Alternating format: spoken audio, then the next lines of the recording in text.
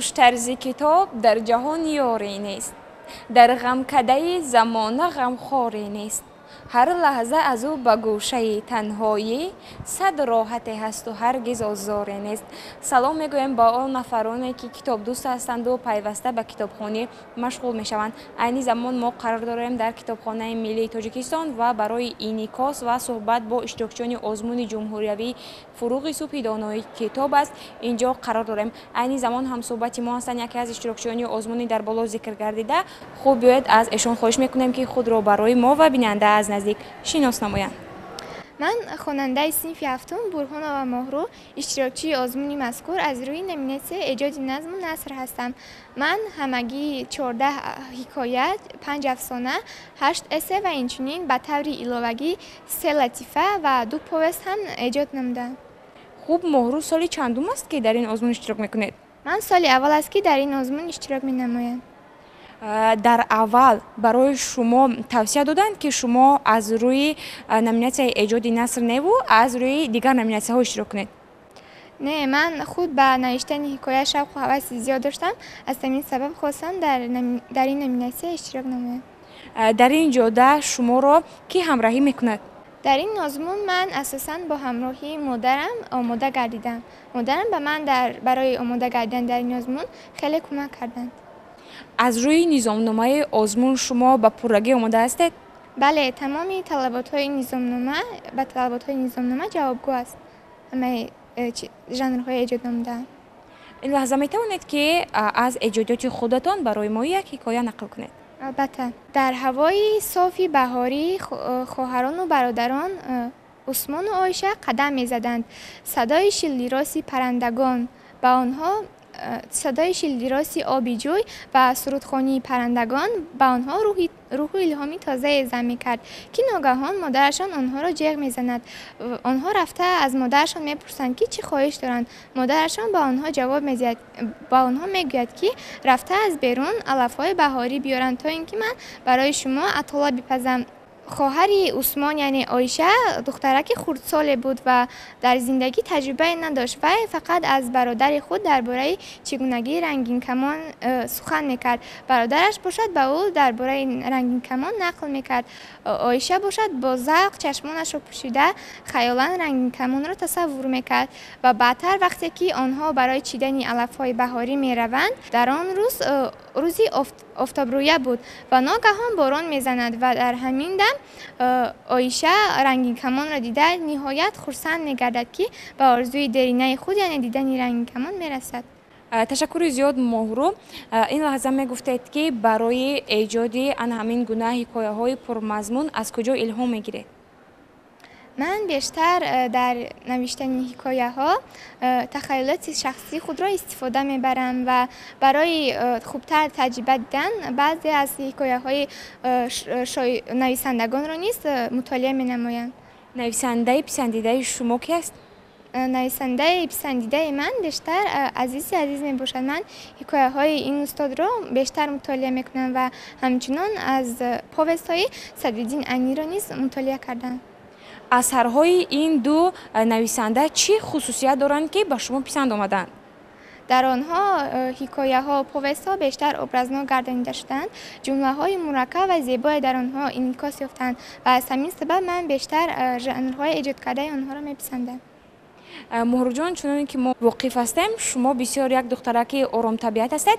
در دورهای گذشته هنگامی که شما داخل تالار میگشتید و با اعضای حکمان در گفتگو بودید هراس نداشتید؟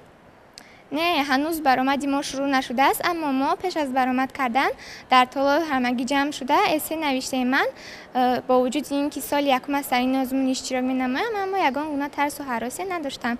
من خود اشتراکچی المپیادهای جمهوریوی هستم و چندین مرتبه در دورهای نهایی غالب نیز آمدم و از همین سبب نوشتن اسه برای من یگان دشواری نداشت.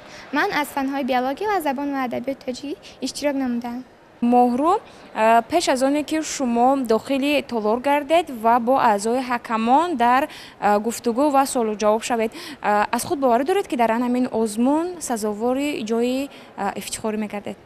البته من از خود باوری خیلی زیاد دارم و خیلی میخواهم که در این آزمون غالب برایم. من با وجود اینکه سال یکم است در این آزمون اشتراک می نمایم، یگان ترس و هراس در دل نداشتم و به ملال اسه خود را نوشتم.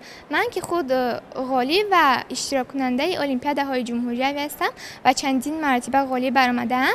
از فن‌های بیولوژی و زبان و ادبیات تاجیک نوشتن اسه برای من تماما مشکل نبود و دایر به همان موضوعی که پیشنهاد شده بود من توانستم به کلی هر فکر و عقیده‌ای که نسبت به آن موضوع داشتم در دفترم بیان نمایم و بیشتر فن‌های زبان و ادبیات و همچنین فنی دقیق فنی بیولوژی به من خیلی پسند هستند و من از این فن‌ها می‌خواهم درس‌های علاوه‌ای گرفته من بعد نیز در المپیادها اشتراک خود را ادامه دهم. ماهرو میخواستم این لحظه بگوید که از نگاه شما همچون یک نورسی با استعداد تشکیل آزمون جمهوریوی فروغ صبح دانایی کتاب است برای شما چی داد و در زندگی شما یگان دیگرگونی وارد ساخت؟ بله البته یک چند آزمون‌های جمهوریوی که طولی سال‌های اخیر در کشور عزیزمان تاجیکستان شده گذشته ایستاده‌اند توانستند که یک چند چهره‌های سخنور و سخندان را از بین همگان معلوم نمایند و من خیلی خوشحال از آن هستم که توانستم به دور نهایی این آزمون جمهوریوی را خط یافته سویه دانش خویش را سنجم و اگر من در این آزمون میخواهم خیلی غالب برایم، اگر غالب نبرایم هم من رو افتاده نشده کوشش و تلاش زیاد به خرج میدیم که تا اینکه سالهای من بعد حتما باز هم اشتراک نمایم و حتما غالب این آزمون گردم.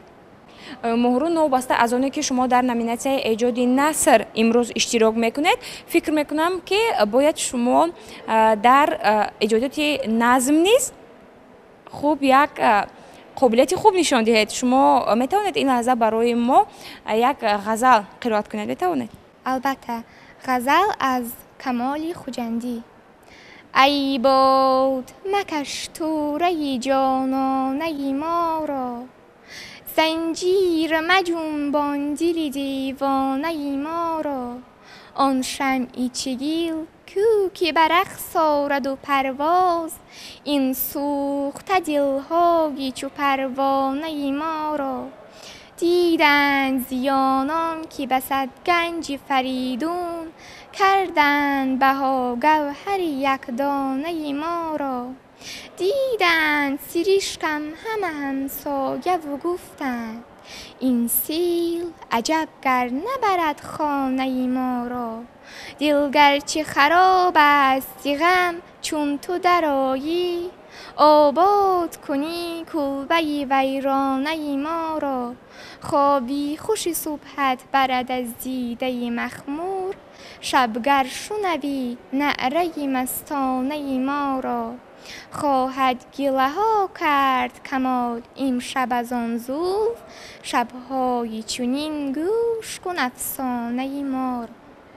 تشکر زیاد برای یک قرائت خیلی هم خوب و عالی، برای یک صحبت خیلی هم صمیمی و برای نقل حکایه هایی که بر رشته معنی کشیده شده بودند. باوری داریم که در این آزمون شما امسال سزاوار جاری نمایان میگردید و یکی از غالبان آزمون جمهوریوی فروغ صبح دانایی کتاب است شما میگردید و در آینده در درس ها و در آزمون هایی که شما میخواهید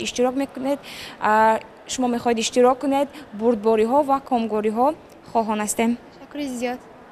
بینندگان عزیز این لحظه صحبت ما با برهان و ماهرو اشتراکچی آزمون جمهوریوی فروغ صبح دانایی کتاب است به اتمام میرسد.